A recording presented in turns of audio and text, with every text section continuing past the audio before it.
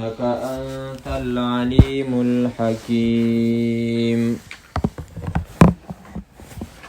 ليس البر أن تولوا وجوهكم قبل المشرق والمغرب ولكن البر من آمن بالله واليوم الآخر والملائكة والكتاب والنبيين. سورة البقرة کی 4 حصے وی. اوله حصہ د آیت نمبر 96 د آخره پورې وا او پاغی کی د الله تعالی د یووالی او داغه د پاره د عبادت د خاص کولو مسأله الله تعالی بیان کړه او پاغی کی بیا درې بابونه او په هر یو باب کې جدا جدا خبرې وي چې د هغې تفصیل مونږ کړی دی د الله په توفیق باندې. دویمه مسئله چې هغه د نبی صلی الله علیه وسلم د پیغمبرۍ او د هغې د ثابتولو مسئله وه. د هغې بیان په دې دویمه حصه کې وشو چې دا په تیر سبق باندې ختم شو 176 نمبر آیاته پورې او په دې کې مختلف خبرې وي چې پاغې کې بنیادی 9 اعتراضات وو د نبی صلی الله علیه وسلم په پیغمبرۍ باندې او دغه رنګې په منځ کې شان د حضرت ابراهیم، شان د کعبې او د حضرت ابراهیم دعاګانې د نبی صلی الله علیه وسلم د پاره او دغه رنګې د حضرت ابراهیم او د حضرت یعقوب وصیتونه چې هغو خپل اولاد ته کړي وو د هغې په تفصیل سره وضاحت وشو. د سورة البقرې دریمه خبره او دریمه مسئله د الله تعالی په لاره کې د دغه توحید د پاره جهاد کول دي او دا به په دې دریمه حصه کې چې دی نو بیانیږي او دا حصه د آیت الکرسی نه مخکې آیت نمبر 254 پورې چې دی نو دا حصه ده او په دې کې به مختلف خبرې بیانېږي انتهایی تفصیل سره چې په هغې کې بنیادی غټې 3 خبرې دي. یوه خبره په هغې کې تهذیب الاخلاق یعنی د مجاهد د بدن تربیت کول، ځکه چې یو کس جهاد لذي په کار ده چې هغه اول ځان په هغه اسلام باندې او په هغه دین باندې ښایسته کي چې د کم دین د سرلوړۍ او د سربلندۍ د پاره چې دی نو هغه قرباني پیش کوي. نو اول به د هغه د اخلاقو تربیت الله تعالی وکي او د دې په باره کې به 10 خبرې چې دی نو بیان کی چې د 15 خبرو تعلق د هغه د عقیدې سره دی او د باقیو تعلق د هغه د اعمالو سره دی. بیا چې مجاهد په یو ځای باندې حمله کوي نو د هغه زړه به هله مطمئني چې د هغه خپله علاقه او خپل ملک د هغه چې دی نو په امن کې. نو د دې وجې نه الله تعالی د سیاست مدني یعنی د خپل ښار او د خپل ملک د برابرولو د پاره 4 قوانین به ذکر کی او پاغي کې به اولنې قانون 178 نمبر آیات کې ذکر کی چې تاسو به د یو بل نه چې دینو د ظالم نه به تاسو بدل اخلی. کتب علیکم القصاص فی القتل. دویم قانون د ملک د اصلاح لپاره آیت نمبر 180 کې چې تاسو به د مالونو په باره کې ظلمونه نه کوئ. کتب علیکم اذا حضر احدکم الموت. نو ستاسو چې کم مقدمات دي که هغه مالی دي او که هغه بدني دي هغه به برابري په ملک کې. په چا باندې به د بدن په اعتبار سره ظلم زیاتی نه کیږي، د چا په مال باندې به چې دی نو زیاتی نه کیږي، تیری به پې نه کیږي. او بیا الله تعالی 4مه خبره ذکر کوي چې په ملک به اصلاح اله راځي چې هر یو کس په خپل نفس باندې کنټرول راولي، او ملک به اله جوړیږي چې د ملک دغه افراد برابر شي، او د ملک افراد به اله برابریږي چې د هغو په خپل نفس باندې کنټرول راشي، او په نفس باندې چې کنټرول راځي نو د هغې بنیادی او اهمه خبره او یا اهم علاج د هغې دپاره روژه ده. ځکه چې کله انسان په روژه کې د خپل مال نه ځان بچ کړي چې هغه د هغه دپاره حلال دی، نو بیا به د بل مسلمان چې دی نو مال ته دا نه ګوري. دغه رنګې د یو مسلمان په روژه کې چې دی نو د حلال غوښې نه ځان وساتي، نو هغه به د بل مسلمان په بدن باندې ظلم او زیاتی نه کوي. دا دریم قانون دی چې په دې سره کله په دې باندې عمل وشي نو په ملک کې چې دی نو بیا اصلاح راځي. او چې کله د خپل مال نه د انسان صبر وشي او هغه په دې باندې د هغه پریکټس او تجربه وشي، والله تعالی فرمایي ولا تأکلوا اموالکم بینکم بالباطل. څلورم قانون چې تاسو به په ملک کې چې دی نو رشوت نه اخلئ، ولې که چېرته د رشوت دا معامله شروع شوله نو ستاسو مالونه به چې کوم دی نو بیا په حرامې طریقې سره یو بل خوري، او دغه رنګې د یو بل حقوق به د رشوت په ذریعې سره تاسو چې دی نو ختموئ. چې کله دا څلور حکمونه الله تعالی بیان کی نو وروسته بیا الله تعالی د جهاد حکم راولیږي آیت نمبر 191 کې او 190 کې وقاتلوا فی سبیل الله الذین یقاتلونکم. خدا خبره بیا بغیر د انفاق نه کیږي، نو آیت نمبر 195 باندې بیا الله تعالی دا د دې حصے اولنې باب پوره کې وبوي وانفقوا فی سبیل الله. دا دغه ځای پورې چې دی نو مختصره خلاصه شول. اولنۍ خبره چې د مجاهد د اخلاقو د هغه د عقیدې تربیت دی، نو هغه په دې آیات کریمه کې الله تعالی ذکر کوي لیس البر ان تولوا وجوهکم. دا انتهایی اوږد آیات دی، د مقصد په اعتبار سره تقریبا 15 خبرې الله تعالی په دې کې ذکر کړي، 15 خبرې. او خطیب شربینی مفسر ذکر کوي چې د دې آیات خلاصه ده چې 3 خبرې دي پکې. یو د عقیدې اصلاح ده، او یو د معاشري اصلاح ده، او یو په دې کې د اخلاقو اصلاح ده. نو د عقیدې اصلاح والکتاب والنبیین پورې دا د مجاهد د عقیدې اصلاح ده، او د معاشرت د نورو سره د ژوند تیرولو وآت المال على حبه ذوي القربى والیتامى والمساکین وابن السبیل والسائلین وفي الرقاب، چې د دې تعلق د معاشرې سره دی. او بیا چې دی نو د مجاهد د نفس تربیت، داغه د اعمالو تربیت واقام الصلاة وآت الزکاة والموفون بعهدهم اذا عاهدوا والصابرین فی البأساء والضراء. دا چې دی نو د دې آیت مختصر خلاصه شوله. لیس البر ندنی کی ان تولوا وجوهکم، دا چې واړوئ تاسو مخونه خپل قبل المشرقی په طرف د مشرق باندې، والمغربی او په طرف د مغرب باندې. علماء کرام د دې آیت په باره کې مختلفې ویناګانې کوي. فرمایي چې دا آیت اول د چا په باره کې راغلی؟ زیاتره علماء کرام فرمایي چې دا د یهود او د نصاراو په باره کې راغلی، چې د هغو دومره مینه د اعمالو سره نه وه، د هغو زیاته چې دی نو دعوه په دې باندې وه چې یاره زمونږ قبله غوره ده.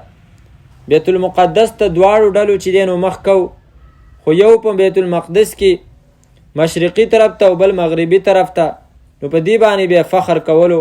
نو الله تعالی وفرمایل تش د چا قبله هغه ځای د فخر نه جوړیږي او هغه داسې نیکي نه جوړیږي چې تا چې دی نو جنت ته بوځي، بلکې د هغې دپاره د وروستو راروان اعمال چې کوم دی نو کول ضروري دي.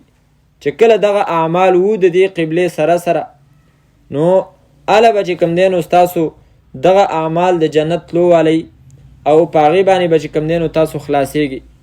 باقي یو جهت لا هیڅ فضیلت نشته دی څو پورې چې الله تعالی هغه له فضیلت نه ورکړی. نو مونږه چې مخکې بیت المقدس طرف ته مونځ کوو هم د الله حکم او د هغې د وجې نه د هغې فضیلت. خو چې کله زمونږه رب مونږ ته دا حکم وکړو چې تاسو مخ بیت الله شریف ته واړوئ، نو زمونږ جهت او زمونږ قبله بیت الله شریف شو او عظمت او لویوالی الله تعالی هغې له ورکو. خو دا نه چې مونږ تش په دې باندې به چې کوم دی نو اعتماد کوو او مونږ ویو چې یاره زمونږ قبله کعبه ده بس مونږ په دې خلاص یو. نه دا لاندې اعمال به چې دی نو خامخا کوو، هله به چې دی نو دا زمونږ د نجات ذریعه جوړېږي. د دې آیت د لاندې ځینې علما کرام یوه مسئله ذکر کوي، تاسو هم کیدای شي اورېدلي، چې یاره کوم خلک زمونږ قبلې طرف ته مونځ کوي نو هغو ته به مونږ کافر نه وایو. نو شیخ عبدالسلام رستمی صاحب په خپل تفسیر احسن الکلام کې لیکلي چې د دې دا مطلب نه دی چې یو کس بیت الله شریف ته چې کوم دی نو صرف مونځ کوي او باقي هغه نور یو شیم چې دی نو نه مني، یا هغه چې دی نو قبر پرست دی یا پیر پرست دی بت پرست دی او هغې ته سجدې کوي او بیا چې دی نو هغه وایي چې یاره زه خو بیت الله شریف ته مونځ کوم زه قبلې والی یم، ته څنګه ماته چې دی نو کافر وي. هغه فرمایي د دې دا مطلب نه دی چې هغه د نورې خبرې چې دی نو د اسلام خلاف کوي او د ځان دپاره دی دا یوه خبره چې دی نو ډال نیولي چېرې ته ماته کافر نشي ویلی. نه، د دې مطلب دا دی چې بیت الله شریف ته چې کوم دی نو مخ کوي نو دا د هغه په ایمان ظاهري نښه ده، ظاهري نښه ده پې.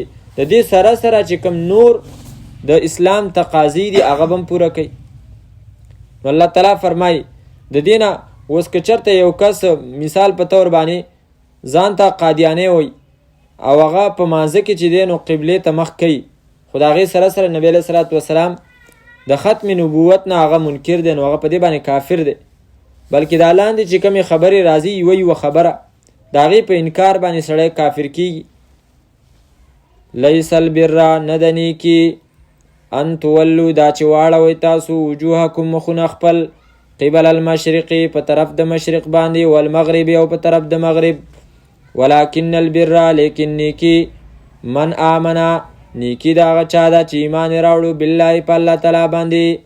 دا اولنۍ خبره ده، په الله باندې ایمان راوړل او د الله تعالی نه منکر چې کوم دی نو هغه کافر دی اگر چې قبلې طرف ته چې دی نو مخ کوي. والیوم الاخر او په ورځې وروستنۍ باندې دا هم د مجاهد دپاره ضروري خبره ده چې په آخرت باندې به ایمانی او دا به عقیدی چې دا کوم جهاد زه کوم په دې باندې به الله تعالی ماله چې دی نو په آخرت کې اجر او ثواب راکوي. او د دې ورځې د ایمان نه چې څوک انکار کوي نو هغه هم کافر دی او د دې قرآن کریم کې چې دی نو ځای په ځای باندې په هغه باندې د کفر فتوی لګېدلي، بلکې د مؤمن علامه الله تعالی ښودلې ده وبالآخرة هم یوقنون. او دغه رنګې وان الذین لا یؤمنون بالآخرة عن الصراط لناکبون، چې څوک په آخرت باندې ایمان نه راوړي دی په حقیقت کې د سمې لارې نه په بل طرف روان دي او د دیو خلکو اعمال برباد دي، حبطت اعمالهم. دا د قرآن کریم مختلف فتوی دي د کفر په داسې خلکو چې څوک په آخرت ایمان نه لري. والملائکة او په فرشتو باندې په دې باندې به ایمان یې چېرې دا فرشتي یو مخلوق دی او دا الله تعالی چې دی نو پیدا کړي دي. خو او د دې سره سره دا به وایي چې فرشتي دا د الله تعالی تابعدار مخلوق دی، نه نارینه دي او نه چې کوم دی نو زنانه دي، نه نارینه دي او نه زنانه دي. مشرکینو د مکې به کله کله ویل چېرې الملائکة بنات الله، فرشتي د الله تعالی نونه دي. نو الله تعالی په هغو باندې رد وکړو او الله تعالی وفرمایل چې په خپله خو تاسو نونه چې کوم دی نو نه خوښوئ، اصطفى البنات علی البنین، خپله چې دی نو تا ته کله څوک زیری درکړي چېرې لور دې شوې ده نو بیا کور ته چې کوم دی نو نه راځي. مال ابي حمزة لا یأتینا یظل فی البیت الذي یلینا، د زنانه لور شوې وه نو د هغې د خاون ابو حمزه نوم، نو بیا به چې دی نو هغه خپل کور ته نه راتلو، ګاونډیانو که به چې کوم دی نو هغه ناستو. نو الله تعالی فرمایي چې تاسو په خپله چې کوم دی نو ځان له ظل وجهه مسودا وهو کظیم، مخ دې تک توري او د غصې نه او د خفګان نه چې دی نو ډکي او د الله تعالی مخلوق چې هغه د الله تعالی بندگان دي. وجعلوا الملائکة الذین هم عباد الرحمن اناسا، هغه فرشتو ته چې کوم دینو ته جنکۍ وې د الله تعالی نونه ورته وې، هغه د دې صفتونو نه چې کوم دینو هغه پاکي دي. په هغې کې د لوږې د تندې، په هغې کې د مذکر مؤنث دا صفتونه نشته دي. هغه د الله تعالی چې کوم دینو تابعدار مخلوق دی. لا یعصون الله ما امرهم ويفعلون ما یؤمرون. غلاظ شداد، چې کوم حکمونه الله تعالی هغو ته حواله کړي دي هغو ته چې دی نو د هغې په پوره کولو کې چې دی نو خوند میلاویږي. که هغه بیا کافر له سزا ورکول دي او که هغه بیا د مؤمن خدمت کول دي او د هغو استقبال کول دي، په دې ټولو کې د هغو چې کوم دی نو لذت او خوند دی. بهرحال قرآن کریم کې الله تعالی د فرشتو دپاره هغه الفاظ استعمالی چې کوم الفاظ د نارینهو دپاره استعمالیږي او دا د هغو اکرام او عزت دی. باقي د دې نارینه زنانه صفت د هغو د دې سره څه تعلق نشته دی. نو دې باندې به دا ایمان راوړي او د دې په وجود باندې چې دا فرشتې موجود دي ایمان به راوړي. او په هغې کې بیا خصوصا غټې فرشتې هغه څلور په هغې باندې به ایمانی. او که دا ایمان نو نو بیا دا د ایمان چې کومې بنیادي خبرې دي د هغې نه انکار دی. لکه مونږ په ایمان مفصل کې وایو والکتاب او په کتابونو باندې چې څومره کتابونو په ټولو ایمان دی. خو البته په مخکنو کتابونو باندې ایمان به زمونږ مختصری دې ته ویل کېږي ایمانی مجمل، اجمالی ایمان، دومره حده پورې چې یاره د هغه الله تعالی رالیږلي وو په خپل وخت کې چې کوم دی نو هغه صحیح و، خو د هغې ذمهواري الله تعالی د حفاظت چې کوم دی نو نه ده اخیستې. د دې وجې نه په هغې کې تحریف چې دی نو شوی دی. البته که چېرته په صحیح سند باندې د هغې څه خبرې داسې چې هغه د قرآن کریم سره ټکراو نه وي، نو علما کرام فرمایي د هغې حیثیت به د حدیث وي. چې څنګه حدیث باندې د قرآن کریم وضاحت کیږي دغه ننګې د تورات خبرې چې قرآن کریم سره ټکراو نه وي او د دې وضاحت کیږي پې، نو هغې به حیثیت د حدیث وي. خو منو به موږ چې کوم دی نو صرف قرآن کریم د عمل په اعتبار سره به په دې باندې عمل کو. والنبیین او په پیغمبرانو باندې، نو ایمان بیا چې دی نو په پیغمبرانو باندې او د پیغمبرانو ایمان چې دی نو هغه به داسې چې په ټولو باندې به موږ ایمان راوړو چې دی د الله تعالی رالیږلی شوي شخصیاتو معصومو، خو البته تابعداري به د خپل پیغمبر کو. لا نفرق بین احد من رسله وآت المال على حبه. دغه څلور خبرې چې کوم دی نو دغه خبره د ایمان و او د عقیدې و. وس وآت المال ورکوي به مال على حبه سره د مینې د دی نه ذوي القربا خپلو خپلوانو ته. وآت المال د دې علما کرام چې دی نو مختلفې معناګانې کوي، خو یوه معنا هغه دا ده وآت المال او ورکوي به مال على حبه سره د مینې د دې مال نه ذوي القربا خپلو خپلوانو ته. نو مجاهد کې به دا صفتي چې هغه به په ځان کې سخا راولي، سخاوت به په هغه کوي او کنجوستوب به چې کوم دی نو هغه نه کوي. په ځان کې به چې کوم دی نو دا صفت راولي چې د مال سره محبت شته دی او د دې سره سره چې کوم دی نو هغه مال د الله په لاره کې لګوي. دا نه چې ستا نه زید شي نو بیا چې دی نو جماعتي شي. ویسا شیخ صاحب رحمت الله علیه هغو به د دې آیت مثال ذکر کو چې ته ښه روغ او ته چې کوم دی نو ضرورت هم لرې مال ته او بیا هم چې دی نو ته هغه خرچ کې. دې ته ویلی کېږي بر. لن تنالوا البر حتی تنفقوا مما تحبون. د نیکۍ اعلی درجه تاسو نشي حاصلولی څو پورې چې تاسو هغه خپل خوښ مال چې دی نو ونه لګوئ. او بیا به مثال ذکر کولو چې ته چې دی نو انتهایی زیت وږی او ستاسو دوه روټۍ چې کوم دی نو درسه دي او تا ته پته ده چې زه د دوو روټو نه په کمو باندې نه مړېږم، نو ته یوه روټۍ چې کوم دی نو ځان له پرېږدې او یوه روټۍ غریب له ورکړي. دې ته ویلی کېږي هغه صفت چې کوم دلته علما قرآن کریم ذکر کړی دی ویؤثرون علی انفسهم ولو کان بهم خصاصه. دی چې کوم دی نو په ځان باندې نور غوره کوي اگر چې په دیو باندې سخت لوږی.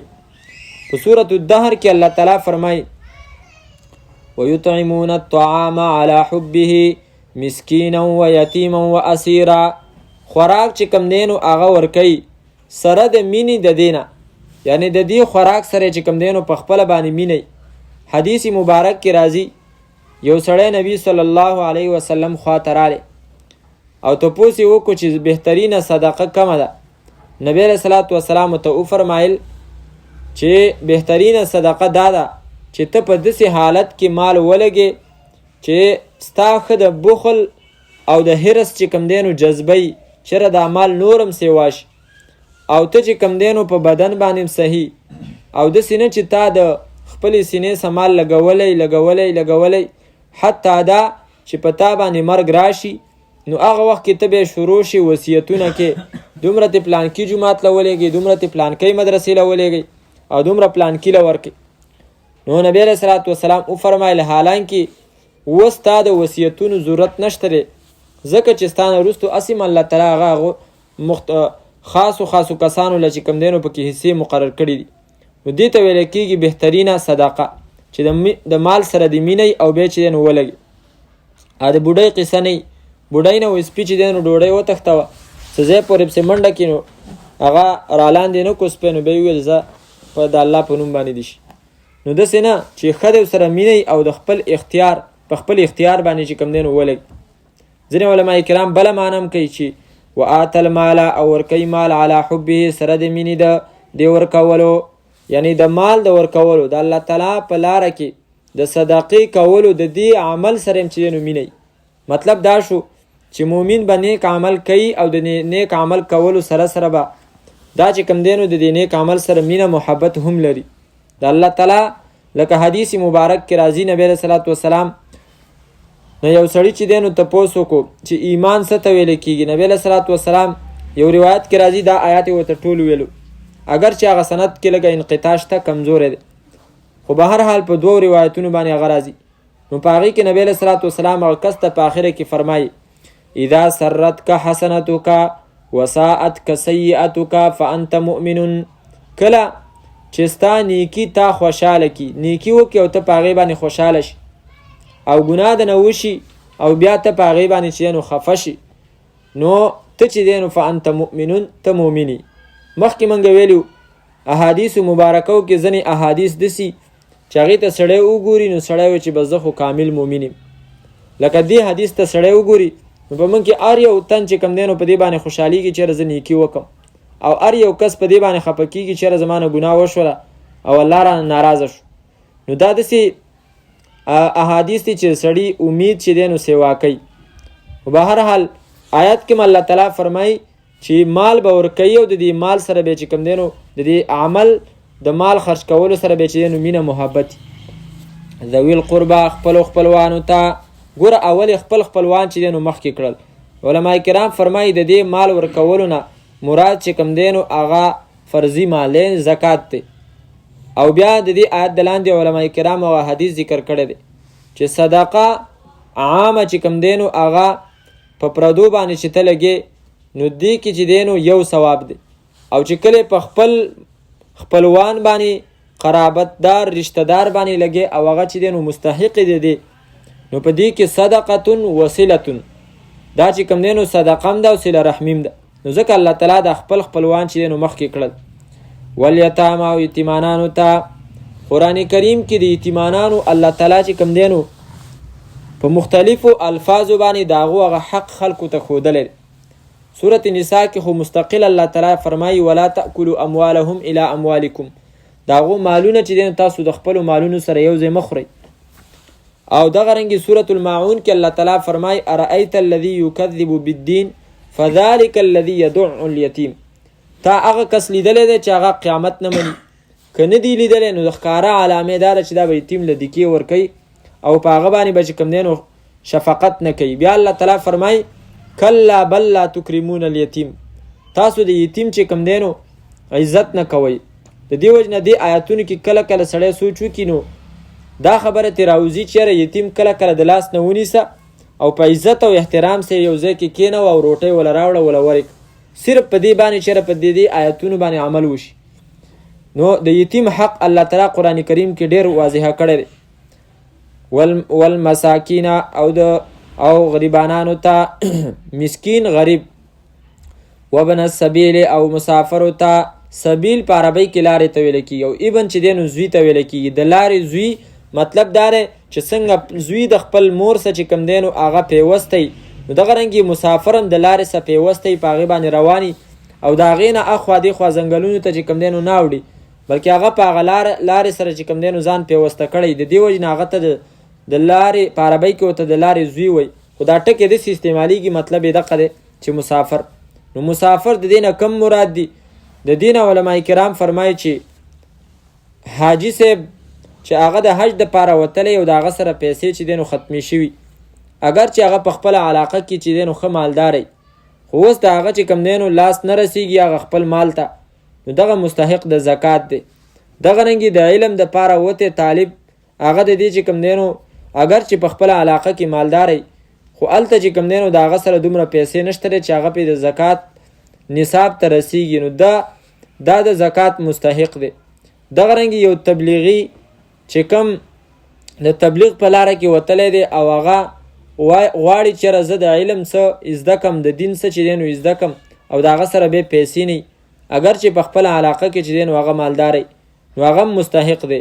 ځینې علما کرام فرمایي چې هر هغه کس چې هغه د دین دپاره وتلی، اگر چې یو کس دای داسې چې هغه یاره په یو ځای کې 2 کسان دي او د هغو ورانه ده، یا چې دی نو د هغو جنګ دی، زه به لاړ شم هلته به صلح وکړم د هغو په منځ کې، نو او د هغه سره پیسې نه په لاره کې، نو دا قسم مستحق دی د زکات.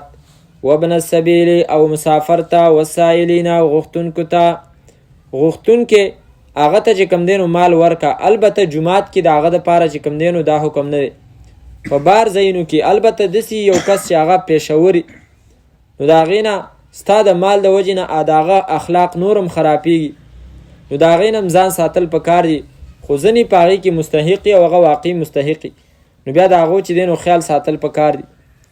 وفي الرقاب او په ازادولو د سټونو کې. مخکې د دې آیات چې دی نو مطلب دا چې یو کس دی او هغه د چا غلام دی او مالک ورته ویلي چې مثلا ته ماله 1 لک روپۍ راوړه، بس ته چې دی نو بیا ازاد یې، دې ته به مکاتب غلام ویلو. نو الله تعالی فرمایي د داسې غلام په مدد کولو کې چې دی نو هغه له زکات ورک. یا لکه مثلا د دې دا صورت هم دی چې یو کس دی او هغه چې دی نو قید دی په جیل کې دی، نو د هغه د پر اخلاصولو کې چې کوم دی نو هم ته زکات ورکولی شي. او د دې بل صورت چې کوم دی نو هغه وفي الرقاب په ازادولو د سټونو کې چې یو کس دی او هغه د قرض د لاندې د هغه څټ چې دی نو ګیر دی، نو د هغه دپاره هم چې کوم دی نو زکات ورکولی شي چې دغه قرضونه پې ځان دغه بچ کړي. واقام الصلاة او پابندي وکړه د مانځه. مونځ چې کوم دی نو هغه خو اصل د مجاهد دپاره ضروري دی او د عام مسلمان دپاره بیا مجاهد خصوصي. وآت الزکات او زکات ورکو. دا ټولې خبرې داسې دي چې په دې سره باطن پاکیږي، ځکه د مانځه په باره کې خو الله تعالی په خپله فرمایي چې مونځ چې کوم دی نو هغه تنها عن الفحشاء والمنکر، بې حیایي نه چې دی نو انسان بچ کوي. باقي زکات چې شو نو زکات ته زکات ویلی کېږي د دې وجې نه چې زکات پاکۍ ته ویلی کېږي او په دې سره د انسان بدن چې کوم دی نو هغه پاکیږي. لکه سورت یونس کې چې سورت توبه کې د دې زکات په باره کې الله تعالی فرمایي 184 صفحه ده، سورت توبه آیت نمبر 103. خذ من اموالهم صدقه تطهرهم وتزکیهم بها وصل علیهم. خذ من اموالهم، واخله پیغمبره د مالونو د دینا صدقه زکات صدقه تطهرهم چې پاک کی دا دی لره، وتزکیهم بها او د دیو د زړونو پاکی وکي په دې سره. نو زکات چې کوم دی دا د مالم پاکی ده چې کوم مال پاتې شي او دغه رنګې د زړه پاکیم په دې سره چې دی نو راځي. وآت الزکات والموفون پوره کوونکي دي بعهدهم د لوزونو خپلو اذا عاهدو کله چې دی لوز وکي. ګوره دا د مجاهد دپاره بنیادي صفت دی چې هغه به وعده خلاف نه وي، ولې که وعده خلاف نو دا بیا د منافقت صفت دی. او منافق چرته چې کوم دی نو هغه د الله په لاره کې په جهاد کې چې دی نو هغه نشي کامیابېدلی. نو ځکه الله تعالی فرمایي چې دی به خپل لوزونه چې دی نو پوره کوونکي. هغه لوز که هغه د الله تعالی سره کړی دی، هغه لوز که د هغه د خلکو سره کړی دی، د مسلمانانو سره کړی. د حضرت معاویه رضی الله تعالی عنه په تاریخ کې علما کرامو یو عجیبه واقعه ذکر کړي. هغه فرمایي چې د هغو په یوې علاقې کې د یو کافر سره چې کوم دی نو جنګ و. څه وخته پورې هغو معاهده کړې وه، تقریبا میاشت چې کوم دی نو هغو معاهده کړې وه، او نو هغه میاشتې پورې چې کوم دی نو دی په انتظار و، جنګ یې نه کو او نه حمله کوله. کله چې هغه میاشت ختمه شوله نو هغو فورا حمله وکړله مسلمانانو مجاهدینو، او په هغه لښکر کې حضرت معاویه رضی الله تعالی عنه او ډېرې علاقې هغو فتح کړې. شاته نه یو صحابي را روان دی او هغه اواز یې کو د نبی علیه صلات وسلام په نوم باندې، او دا ویلې چې ای مسلمانانو د خپل پیغمبر دا پیغام واورئ چې خبردار تاسو ځان د دوکې نه او د دشمن سره په لوز کې چې کوم دی نو تاسو خلاف ورزي به نه کوئ. او دا یې ورته وفرمایه چې ما د نبی علیه السلام نه اورېدلي چې کله تاسو د یو قوم سره معاهده وکړله نو چې کله معاهده ختمه شوه نو هغې پویه کړه چې موږ به حمله کوو، نو د هغې نه پس چې کوم دی نو بیا تاسو په هغه باندې حمله وکړئ. نو حضرت معاویه رضی الله عنه چې دا حدیث واورېدو، خپل چې څومره لښکر او فوجونه و هغې ټول واپس کړل او هغه ځای ته ورسېدل، د دې دپاره چې په دې حکم باندې چې دی نو عمل راشي. والموفون او پوره کوونکي دي بعهدهم د لوزونو خپلو اذا عاهدو کله چې دی لوز کوي، والصابرین او څه ناشنا خلک دی صبر کوونکي. یا زه صفت کومه پاکی بیانومه صفت کومه د هغه کسانو چې هغې صبر کوونکي دي فی البأسای په تاوانونو کې، په وخت د تاوانونو کې، والضراء او په وخت د تکلیفونو کې، وحین البأس او په وخت د جنگ کې. معلومه شوله چې یوازې شیخ غلام الله خان صاحب فرمایي معلومه شوه چې یوازې په مانځه باندې چې کوم دی نو کار نه کېږي، تکلیفونه به راځي او په هغې باندې به چې نو صبر کړي.